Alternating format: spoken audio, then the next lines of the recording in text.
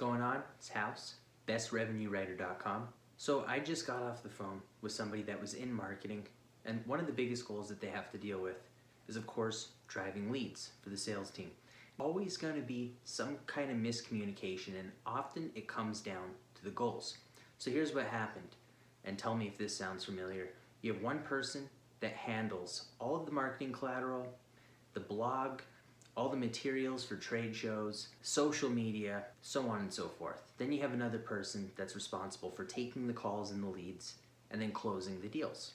Now, one of two things typically tends to happen when there's not alignment. One of them is it's like sending leads into a black hole. If they're not well qualified and the funnel is not built properly, it often frustrates the salesperson because they're not ready to buy. And so they think if they're sending a lead, they have to be ready to buy, right? But the point is that engagement level does not necessarily equal buying power. Now, the other side of things, there's not enough leads. They're overly qualified. So it's about finding that balance in between the two. So here's what you can do to find that balance to where, of course, not everybody is always going to be happy. That's just part of the game.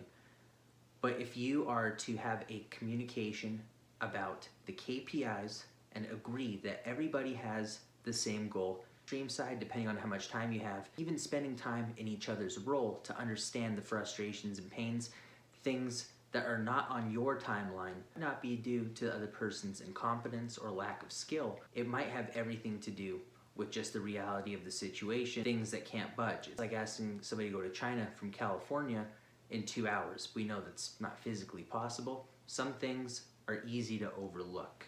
So when it comes to sales and marketing alignment, build their goals in almost like a team setting to where they're responsible for the same end goal and they understand the functions of what it takes to reach that goal and what needs to be done.